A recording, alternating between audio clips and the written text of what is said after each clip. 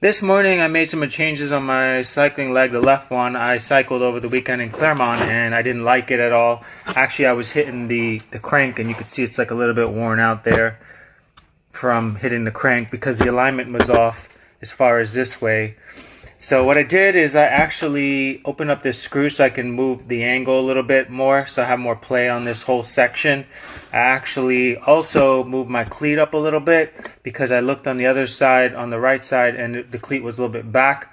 And then I also added a couple space washers here so I can change the alignment of this leg to be more like this. So I'm basically a little bit further over the toe or like in the power band so I can compress this whole section properly. If I was a little bit more further back, it's almost like I'm sitting back on it and I'm not actually able to push down on the full force. So we'll test it today and see how it works. It's also important to note that the height difference, you see those lines right there, there's a white line. Well, that's the difference between what it used to be when the lines were matched up into what it is now when I made it shorter, which is about a ½ an inch shorter. Now, mind you, I only rode on it twice, but I've been training on the longer height for about 1.5 years. But the rhythm was always okay, but it wasn't like perfect, like symmetrical, like bum, bum, bum, bum. It was almost like a high-low, high-low, high-low, you know?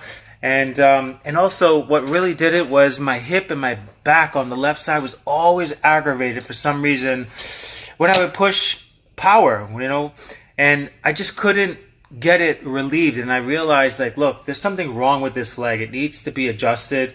It needs to be fine-tuned. So now we're going to keep cycling with it with 1.5 inches shorter and see how we feel. I also moved the cleat. So let's just check this out and see. All right, quick check-in here. Pushing about 175 watts, looking at the angle position. So far feels pretty good. Feels a little flat on the left leg, like height-wise, load-wise on the pedal. But I think I can get the angles just right and make up that difference. The feeling sensation. As far as leg height, feels a little low too, just like 1/8 of an inch. But like I said, if I change the angles, I think I can make that up. Check-in, we're doing about 190 watts right now. Looking at the positioning. Also looking at the road. I'll look at the video later. Yeah, we're about 200 watts now. Feels good. I feel really symmetrical, tight in the cockpit, which is good. Welcome back. I made it back. Man, it was a lot of traffic, but the weather is amazing. We did 1 hour and 50 minutes and I'm not going to run, but I wanted to just give you a quick update. The back feels amazing. The position feels great. I am not overworking the back muscles on the left side. My left hip feels a lot more fantastic. I don't feel bunched up. Power wise, I'm pushing more power. That's really a good plus, 180 watts, which is huge for me.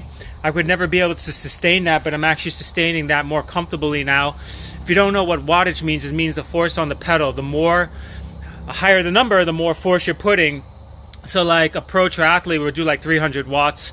Like an average age group would do like 200 to 220 watts around there. And a woman pro triathlete would do about a little over 200 watts. And yeah, so that's good for me. I mean, I don't have legs, guys, and I have one hand and I'm pushing 180 watts. Like that's really, really big for me. Anyway, that's a good update. We got some more to tweak, so we'll get after it.